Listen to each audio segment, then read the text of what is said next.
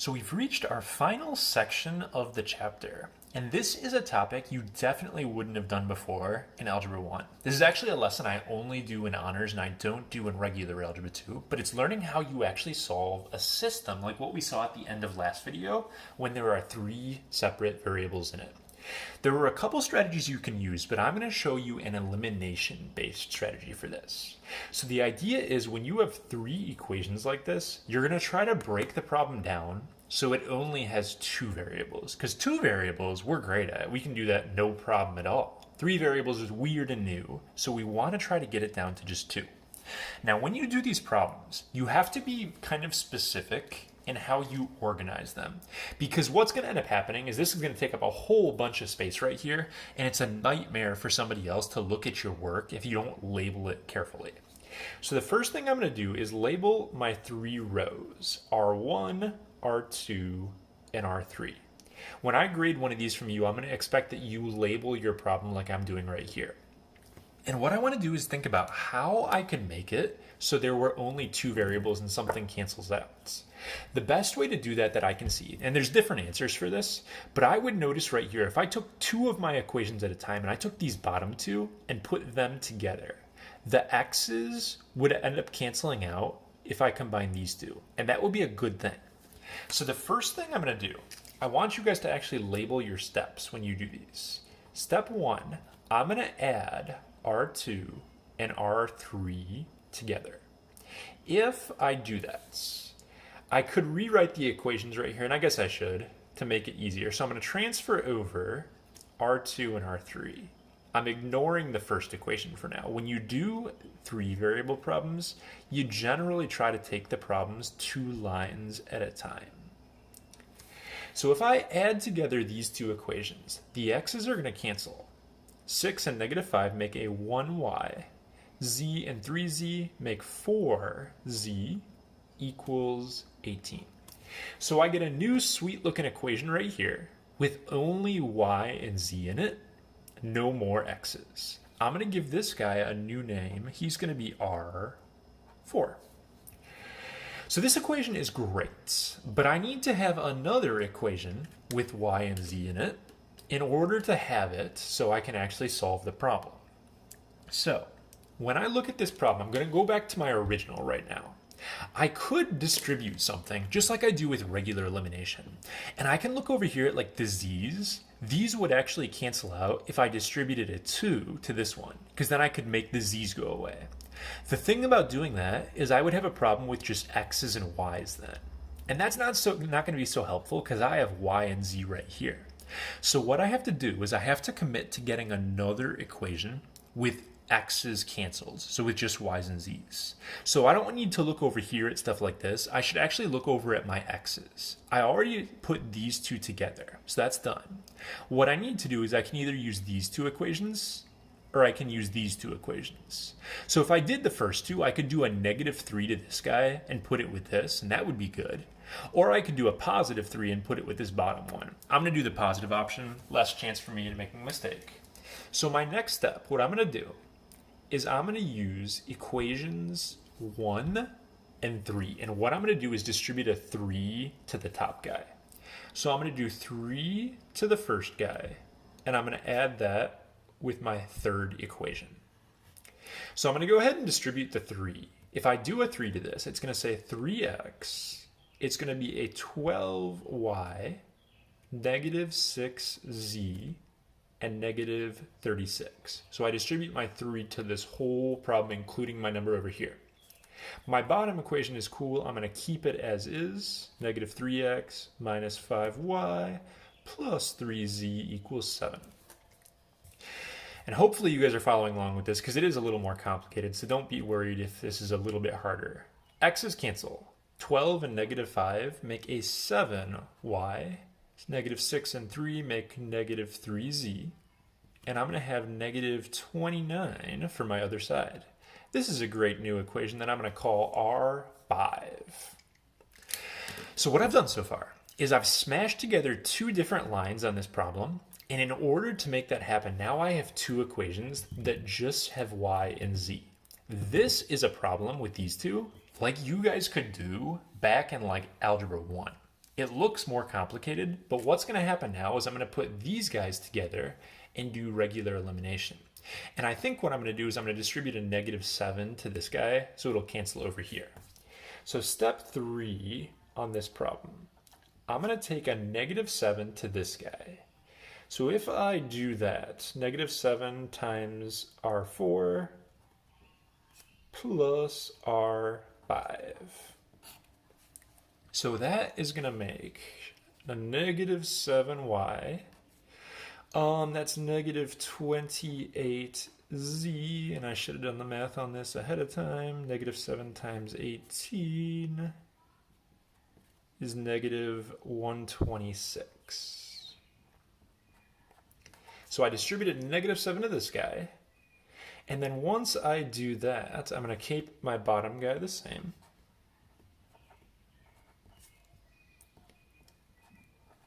All right, so I got that going on. Now I'm going to combine these. Y's are going to cancel. I'm going to have -31z. Ooh, and I'm going to have I should have done this problem before. I think that's -155. Yeah, it is. All right, so cool. Now I have just z. And what I can do with this is I can just divide by -31. And thankfully, this is going to work out nicely. You're going to get z equals 5. All right, so I got z. Life is good there. I got to get x and y. And with y, it's easier just to plug the z back into one of these problems that just has y and z in it. This R4 looks pretty easy. So my next step is going to be, so step 4, plug z into R4. So if I do that, it's going to say y plus 4 times 5 equals 18, and that's actually pretty easy to solve. I'm going to get y equals -2, and that is just awesome. So now I know z and y, and I just have to get x. And I'm going to go back to one of these original problems here to make that happen. So my last step, this equation looks pretty easy. I'm going to, for step 5, plug y and z into R1. So if I do that, I'm going to have x plus 4 times -2 minus 2 times 5 equals -12. X minus 8 minus 10. And it looks like we're going to get x equals 6 when we solve that.